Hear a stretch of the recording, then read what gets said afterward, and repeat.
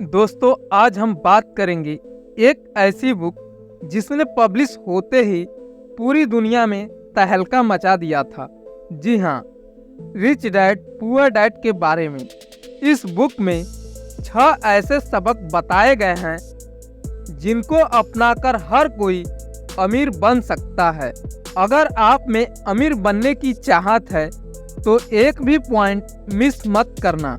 Robert Kiyosaki बताते हैं कि उनके 2 डैडी थे जिन्होंने उनको जन्म दिया, उनको वे पुअर डैड कहते हैं, और जिन्होंने उनको अमीरी के गुण सिखाए उन्हें वे रिच डैड कहते हैं। उनके पुअर डैड बहुत पढ़े लिखे थे और समझदार थे। वे पीएचडी थे और उन्होंने अपने 4 साल के अंडर ग्रेजुएट कार्य को 2 साल से भी कम समय में कर लिया था। और उनके दूसरे डैडी 8वीं से आगे नहीं पढ़े थे।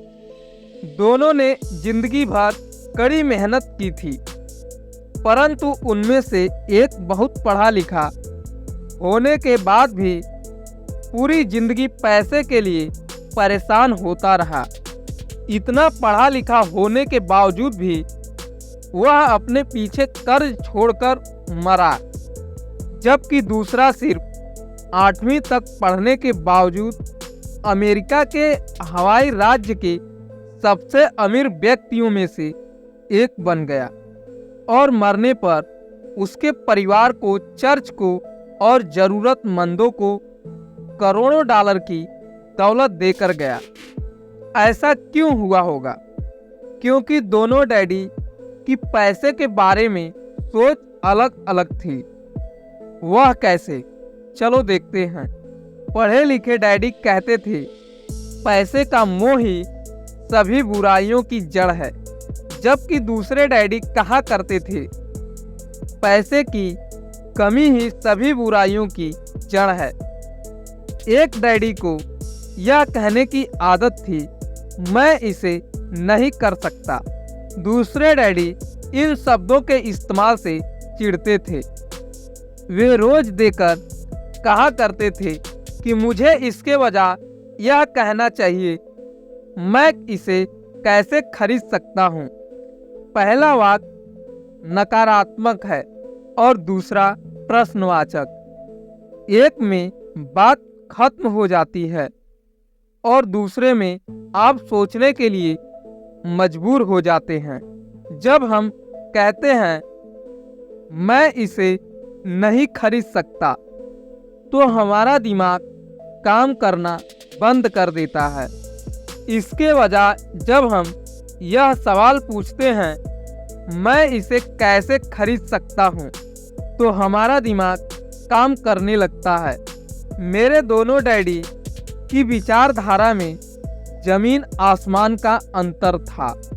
एक डैडी सिखाते थे मेहनत से पढ़ो ताकि तुम्हें किसी अच्छी कंपनी में नौकरी मिल जाए, जबकि दूसरे डैडी की सीख यह थी मेहनत से पढ़ो ताकि तुम्हें किसी अच्छी कंपनी को खरीदने का मौका मिल जाए। एक डैडी कहते थे मैं इसलिए अमीर नहीं हूँ क्योंकि मुझे बाल बच्चों को पालना पड़ता है। दूसरे डैडी कहते थे मुझे इसलिए अमीर बनना है क्योंकि मुझे बाल बच्चों को पालना है। एक डैडी डिनर की टेबल पर पैसे और बिजनेस के बारे में बात करने के लिए हमेशा प्रोत्साहित करते थे। दूसरे डैडी भोजन करते समय पैसे की बातें करने के लिए मना करते थे। एक का कहना था जहां पैसे का सवाल हो सुरक्षित कदम उठाओ, खतरा मत उठाओ। दूसरे का कहना था खतरों का सामना करना सीखो। एक का मानना था हमारा घर ही हमारा सबसे बड़ा निवेश है और हमारी सबसे बड़ी संपत्ति है। दूसरे का मानना था मेरा घर मेरा दायित्व है, और अगर आपका घर आपकी नज़र में आपका सबसे बड़ा निवेश है तो आप गलत हैं। दोनों ही अपने बिल समय पर चुकाते थे, परंतु उनमें से एक सबसे पहले अपने बिल चुकाता था, जबकि दूसरा सबसे आखिरी में। एक डैडी ने मुझे बताया कि अच्छी नौकरी तलाशने के लिए अच्छा सा बायोडाटा कैसे लिखा जाए, जबकि दूसरे ने मुझे यह सिखाया कि कैसे मजबूत व्यावसायिक और वित्तीय योजनाएं लिखी जाए जिससे मैं नौकरियां दे सकूं। बचपन में ही मैं यह समझ गया था कि हमें अपने विचारों पर ध्यान देना चाहिए। मैंने देखा कि मेरे गरीब डैड इसलिए गरीब नहीं थे क्योंकि वे कम कमाते थे, बल्कि इसलिए गरीब थे क्योंकि उनके विचार और काम गरीबों की तरह थे। अमीर डैडी के साथ में जब रॉबर्ट की शिक्षा शुरू हुई तब वे केवल 9 साल के थे। रिच डैड ने उनको 30 सालों तक कुछ 6 महत्वपूर्ण सबक सिखाए और यह पुस्तक उन्हीं 6 महत्वपूर्ण सबकों के बारे में है। और अब मैं आपको वही 6 महत्वपूर्ण सबक बताऊंगा जिनकी बदौलत रॉबर्ट के डैडी अमीर बन गए और रॉबर्ट भी। तो इन 6 पॉइंट्स को ध्यान से सुनना और एक भी पॉइंट मिस मत करना। सबक नंबर 1, अमीर लोग पैसे के लिए काम नहीं करते, बल्कि पैसा उनके लिए काम करता है।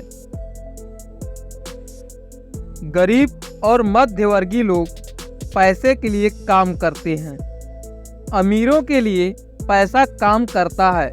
जी हाँ, आपने बिल्कुल सही सुना। कोई भी अमीर इंसान पैसे के लिए काम नहीं करता, बल्कि वह कुछ ऐसा करते हैं कि पैसा ही उनके लिए काम करने लगता है। एक गरीब और मिडिल क्लास आदमी रट रेस में फंस जाता है और उसमें से कभी बाहर नहीं आ पाता। अब रट रेस क्या होता है, पहले हमें यही समझना पड़ेगा। रॉबर्ट कहते हैं कि जब भी किसी गरीब आदमी को या किसी मिडिल क्लास आदमी को नौकरी मिलती है तो वह तुरंत अगले महीने से ही अपने लिए कुछ नई चीज खरीदने के लिए बेताब हो जाता है। वह अपने लिए महंगी ऐशो आराम की चीजें खरीद लेता है। महंगे कपड़े, महंगे जूते, महंगा फोन, महंगा लैपटॉप और बढ़िया सी कार। और फिर शुरू हो जाती है ईएमआई का ट्रैप। ऐसे ईएमआई जो सालों साल तक देने पड़ते हैं, जिससे वह बाहर कभी नहीं निकल पाता। उसे हर महीने अपने ईएमआई देने होते हैं। अगर वह 1 महीने के लिए भी काम पर नहीं जाएगा तो उसके मन में डर बैठ जाता है कि वह कैसे अपने ईएमआई भर पाएगा और कैसे अपना कर्ज उतार पाएगा। कहीं बैंक वाले उसकी कार उठाकर ना ले जाएं। अगर ऐसा हुआ तो उसकी समाज में क्या इज्जत रह जाएगी।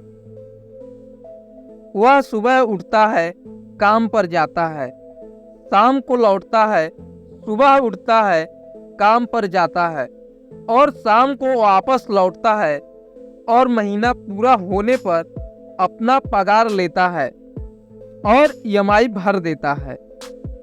यही सिस्टम हर दिन, हर महीने चलता रहता है और इस लंबे ट्रैप में वह इस कदर फंस जाता है कि इस ट्रैप से वह कभी बाहर निकल ही नहीं पाता। इसे ही रॉबर्ट ने रट रेस कहा है। अगर आपको चूहा दौड़ से बाहर निकलना है तो आपको पैसे के लिए काम करना छोड़ना पड़ेगा और पैसे को आपके लिए काम करवाना पड़ेगा, तभी आप चूहा दौड़ से बाहर निकल सकते हैं। अमीर इंसान पैसों के लिए काम नहीं करता, बल्कि वह कुछ ऐसा करता है कि पैसा ही उसके लिए काम करने लगता है। लेकिन कैसे, वो अब आने वाले कुछ पॉइंट्स में देखेंगे। वीडियो में बने रहिए और अंत तक देखते रहिए, क्योंकि आने वाले पॉइंट्स बहुत ही इंटरेस्टिंग होने वाले हैं। सबक नंबर 2, पैसे की समझ क्यों सिखाई जानी चाहिए। ज़्यादातर लोग जिंदगी भर यह नहीं समझ पाते कि असल बात यह नहीं है कि आप कितना पैसा कमा पाते हैं, बल्कि यह है कि आप कितना पैसा बचा पाते हैं।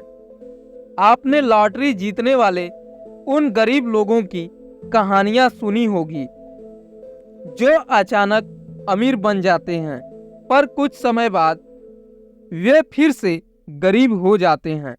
यह लोग लाखों करोड़ों जीतते हैं, फिर भी वे लौटकर वही आ जाते हैं जहां से उन्होंने शुरू की थी। आपने उन व्यावसायिक एथलीट्स की कहानियां भी पढ़ी होगी जो 24 साल की उम्र में हर साल करोड़ों डॉलर कमाते हैं और 34 साल की उम्र में उन्हें पूल के नीचे सोना पड़ता है। इसका क्या कारण है? इसका एक ही कारण है कि वे अंदर पैसे की समझ ही नहीं थी। लंबे समय में यह महत्वपूर्ण नहीं है कि आपने कितना पैसा कमाया, बल्कि महत्वपूर्ण यह है कि आपने कितना पैसा बचाया और आपने कितनी पीढ़ियों तक उस पैसे को सहेजा। मेरे अमीर डैडी मुझसे बचपन में कहा था, अगर तुम अमीर बनना चाहते हो तो तुम्हारे पास पैसे की समझ होनी चाहिए। पैसे की समझ विकसित करने के लिए आपको संपत्ति और दायित्व का अंतर पता होना चाहिए और हमेशा संपत्ति ही खरीदनी चाहिए। अगर आप अमीर बनना चाहते हैं तो आपको बस इतना ही जानने की जरूरत है, यही पहला और आखिरी नियम है, यही इकलौता नियम है। यह बहुत आसान लगता है, परंतु ज़्यादातर लोगों को यह पता ही नहीं है कि यह नियम कितना महत्वपूर्ण है। ज़्यादातर लोग पैसे की समस्याओं में सिर्फ इसलिए उलझे रहते हैं क्योंकि उन्हें यह पता ही नहीं होता कि संपत्ति और दायित्व में क्या फर्क होता है। अमीर लोग संपत्ति इकट्ठी करते हैं, गरीब और मध्यवर्गीय लोग दायित्व इकट्ठे करते हैं। और मजे की बात यह है कि उन लोगों को यह लगता है कि वे संपत्ति इकट्ठी कर रहे हैं। अगर यह इतना आसान है तो फिर हर आदमी अमीर क्यों नहीं बन जाता? क्योंकि लोग संपत्ति और दायित्व में फर्क नहीं कर पाते।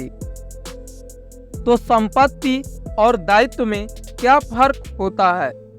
संपत्ति वह चीज है जो आपकी जेब से पैसे डालती है, दायित्व वह चीज है जो आपकी जेब से पैसे निकालती है।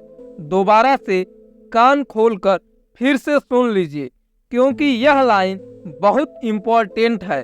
संपत्ति वह चीज है जो आपकी जेब में पैसे डालती है, दायित्व वह चीज है जो आपकी जेब से पैसे निकालती है। वास्तव में आपको इतना ही जानने की जरूरत है। अगर आप अमीर बनना चाहते हैं तो आप जिंदगी भर संपत्ति खरीदते रहिए और आप गरीब या मध्यवर्गीय आदमी बनना चाहते हैं तो आप दायित्व खरीदते रहिए। इनके बीच के फर्क को ना जानने से ज़्यादातर लोग जीवन भर पैसे की तंगी से परेशान रहते हैं। इसे एक एग्जाम्पल से समझते हैं। सुरेश और रमेश दोनों का एक साथ ही नौकरी लग जाती है। कुछ समय बाद दोनों 10 लाख रुपए की इन्वेस्टमेंट करते हैं। सुरेश अपने लिए 10 लाख की कार खरीदता है क्योंकि उसे ऐसे आराम की जिंदगी जीना पसंद है, और रमेश 10 लाख की जमीन खरीदता है। शुरुआत में सुरेश बहुत खुश होता है कि वह कार में घूम रहा है और रमेश आज भी बस में धक्के खा रहा है।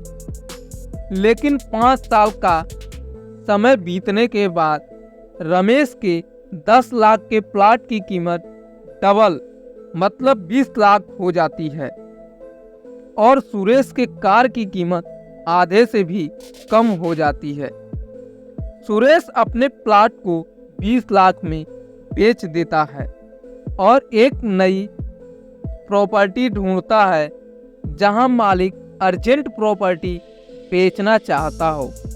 अर्जेंट बेचने के चक्कर में थोड़ा सस्ते में भी बेचने के लिए तैयार होता है।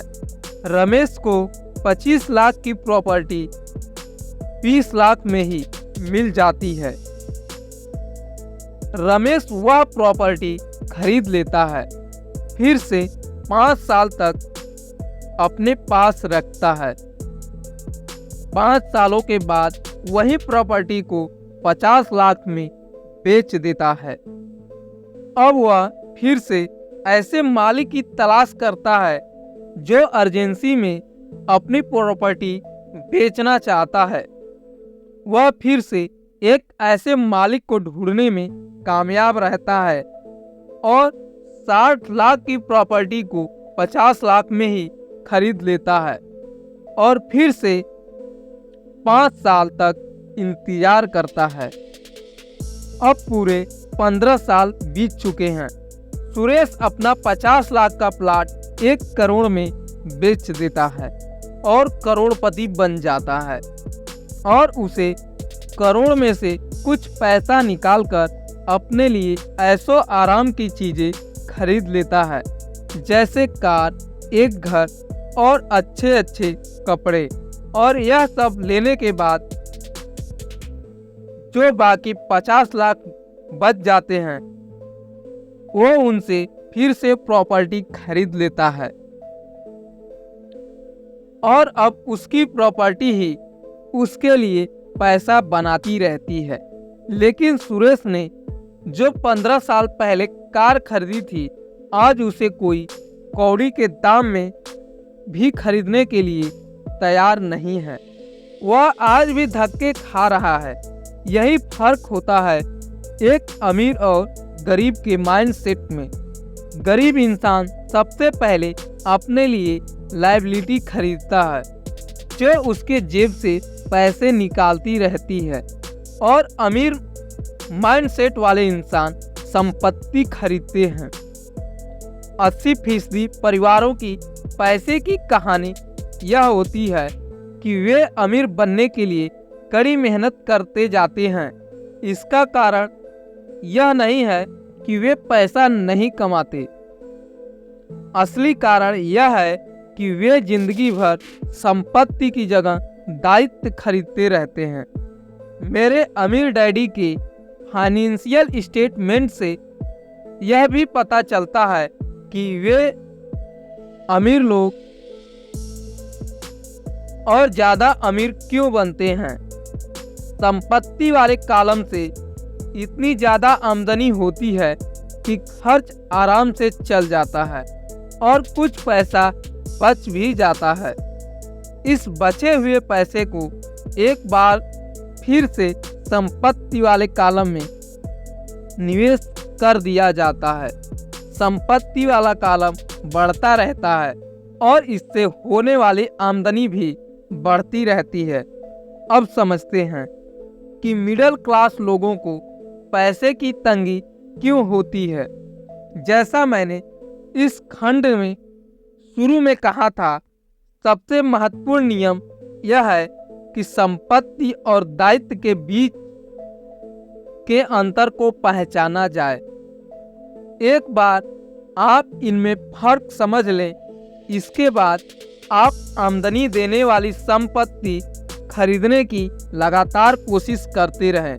यह अमीर बनने की राह पर चलने का सबसे बढ़िया तरीका इसे करते रहें और आपका संपत्ति वाला कॉलम बढ़ता रहेगा।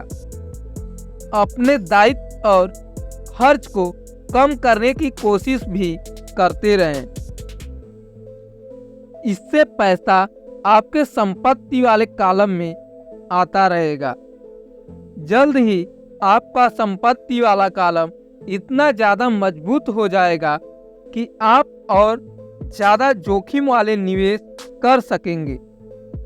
ऐसे निवेश जिनमें 100% से अनंत तक फायदा हो सकता है। ऐसे निवेश जिनमें 5,000 की रकम जल्दी ही 10 लाख या इससे ज़्यादा हो जाती है। और ऐसे निवेश को ही मिडिल क्लास लोग बहुत जोखिम भरा मानते हैं और कभी रिस्क लेते ही नहीं।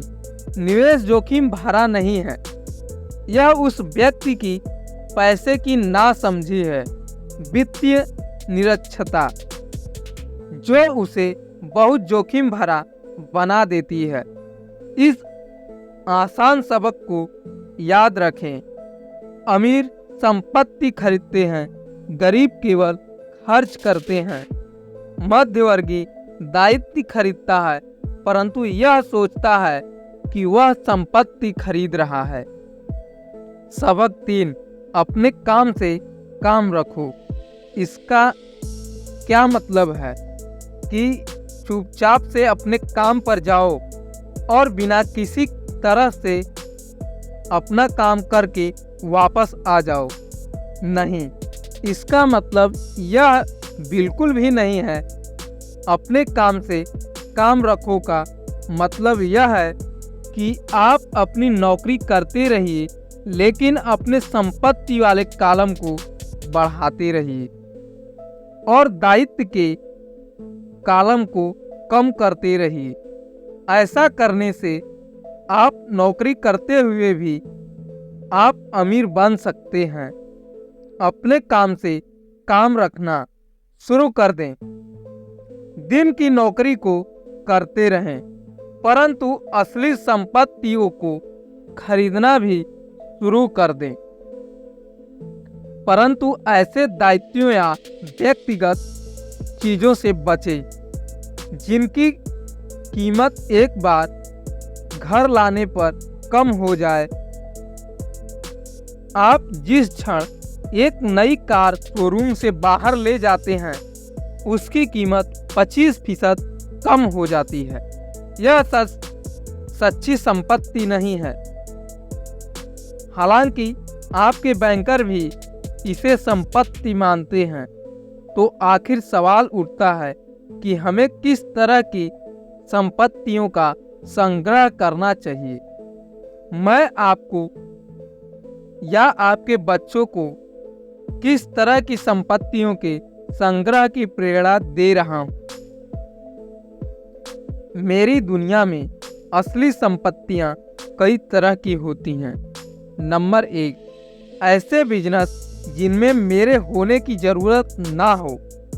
मैं उसका मालिक जरूर हूँ, परंतु उन्हें दूसरे लोग चलाते हैं।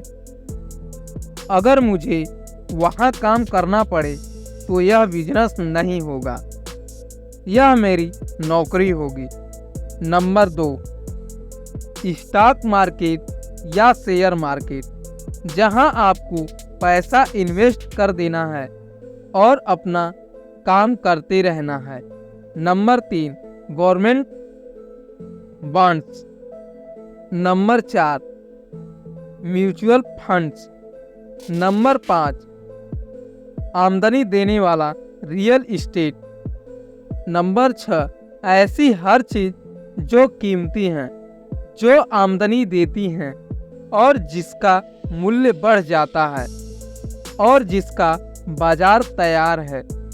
यह सारी ऐसी संपत्तियां हैं जहां आपको पैसा लगाने के बाद खुद काम नहीं करना पड़ेगा, बस आपको पैसा लगा देंगे और आराम से अपना काम करते रहेंगे। आपका संपत्ति वाला कॉलम अपने आप बढ़ता रहेगा। जब मैं कहता हूँ कि अपने काम से काम रखें, तो मेरा यह मतलब है कि आप अपनी संपत्ति वाले कॉलम को ज़्यादा मजबूत बनाते हैं। एक बार इसमें $1 जाए तो वह बाहर ना निकल जाए। इसे इस तरह सोचें कि जब $1 आपकी संपत्ति वाले कॉलम में जाता है तो वह आपका कर्मचारी बन जाता है, जो आपके लिए काम करता रहेगा। अपने दिन की नौकरी करते रहें, एक अच्छे मेहनती कर्मचारी की तरह काम करें, परंतु अपने संपत्ति वाले कॉलम को बढ़ाते रहें। और हाँ, और एक इम्पॉर्टेंट बात, जब आपका कैश फ्लो बढ़ता है तब आप कुछ ऐसे आराम की चीज़ें खरीद सकते हैं। इस बारे में एक महत्वपूर्ण तथ्य यह है कि अमीर लोग ऐसो आराम की चीज़ें सबसे बाद में खरीदते हैं, जबकि गरीब और मिडिल क्लास लोग ऐसो आराम की चीज़ें सबसे पहले खरीदते हैं। यह सेंटेंस इतना इम्पोर्टेंट है कि अगर आप इसे ध्यान से समझेंगे तो आपको अमीरों के अमीर बनने का राज समझ में आएगा। आप चाहे तो इसे बैंक जाकर दोबारा सुन सकते हैं। सबक नंबर 4, टैक्स का इतिहास और कॉरपोरेशन की ताकत। इस पॉइंट में रॉबर्ट बताते हैं कि इतनी मेहनत से कमाए हुए पैसे पर गवर्नमेंट को इतनी आसानी से टैक्स के रूप में पैसा लेने मत दीजिए। कानून के दायरे में ही रहकर हमें वह सारे तरीके आजमाने चाहिए जिससे हमारा करोड़ों रुपए का टैक्स बच जाए। सच्चाई तो यह है कि अमीरों पर टैक्स लगता ही नहीं है। गरीबों की भलाई के लिए जो पैसा लगता है वह मध्य वर्ग से आता है, खासकर शिक्षित और उचित आमदनी वाले मध्य वर्ग से। एक बार हमें हमारे लिए काम करने वाले पैसे की ताकत का ज्ञान हो जाए, फिर हमें पैसे के लिहाज से स्मार्ट हो जाना चाहिए और हमें डराने वाले लोगों से निपटने के रास्ते ढूंढ लेने चाहिए। इसके लिए आपके पास कानून की समझ होनी चाहिए और इस बात की भी कि सिस्टम कैसे काम करता है। अगर आप अज्ञानी हैं तो आपको आसानी से डराया जा सकता है। अगर आप जानते हैं कि आप क्या बात कर रहे हैं तो आपके पास बचने का मौका होता है। इसलिए अमीर डैडी स्मार्ट टैक्स अकाउंटेंट को और वकीलों को इतना ज़्यादा वेतन देते थे। वकीलों को वेतन देना सरकार को टैक्स देने से सस्ता था। अगर आप अभी तक इस वीडियो में बने हुए हैं तो इसका मतलब है कि आप अमीर बनकर ही रहेंगे। अभी और 2 इम्पोर्टेंट सबक डिस्कस होने वाले हैं, आगे देखते रहिए। सबक नंबर 5, अमीर लोग पैसे का आविष्कार करते हैं। अमीर लोग आखिर पैसा कमाते कैसे हैं, यह बात अभी हम समझने वाले हैं। ध्यान से समझना। हमारा एक स्टॉक पोर्टफोलियो भी है जिसे मैं और मेरी पत्नी हमारा पर्सनल म्यूचुअल फंड कहते हैं। हम ज़्यादा जोखिम वाली प्राइवेट कंपनियों के शेयर खरीदते हैं जो अमेरिका या कनाडा में स्टॉक एक्सचेंज पर सार्वजनिक होने जा रही है। इतनी तेजी से धन बढ़ता है। इसका उदाहरण इस तरह देखें, हमने कंपनी के सार्वजनिक होने से पहले 25% शेयर की दर पर 1 लाख शेयर खरीदे। 6 महीने बाद जब कंपनी शेयर बाजार में दर्ज हो गई तो उसके शेयर का भाव ज़्यादा हो गया। अगर कंपनी का प्रबंधन अच्छा है तो कीमतें बढ़ती रहेगी और स्टॉक प्रति शेयर या इससे भी ज़्यादा होगा। ऐसे भी कई वर्ष रहे हैं जब हमारे 1 साल से भी कम समय में 10 लाख बन गए हैं। यह जुआ नहीं है। अगर आप जानते हैं कि आप क्या कर रहे हैं, यह जुआ तब होता अगर आप सौदे में अपना पैसा फेंक रहे हैं और भगवान से सफल होने की दुआ कर रहे हैं। आपको अपने तकनीकी ज्ञान, बुद्धि और खेल के प्रति प्रेम की जरूरत है ताकि जोखिम कम से कम रहे।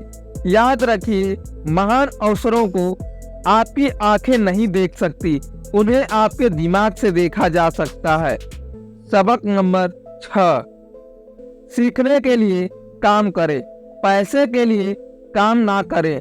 जब मैं अपनी कक्षा से पूछता था आप में से कितने मैकडोनाल्ड से अच्छा हैमबर्गर बना लेते हैं, तो लगभग सभी विद्यार्थी अपने हाथ खड़े कर देते हैं। मैं फिर पूछता हूं, अगर आप में से ज़्यादातर बेहतर हैमबर्गर बना लेते हैं तो ऐसा क्यों होता है कि मैकडोनाल्ड आपसे ज़्यादा पैसा बना लेता है? जवाब साफ है, मैकडोनाल्ड बिजनेस सिस्टम में आपसे अच्छा है। ज़्यादातर प्रतिभाशाली लोग सिर्फ इसलिए गरीब होते हैं क्योंकि वे अपना सारा ध्यान बेहतर हैमबर्गर बनाने में लगाते हैं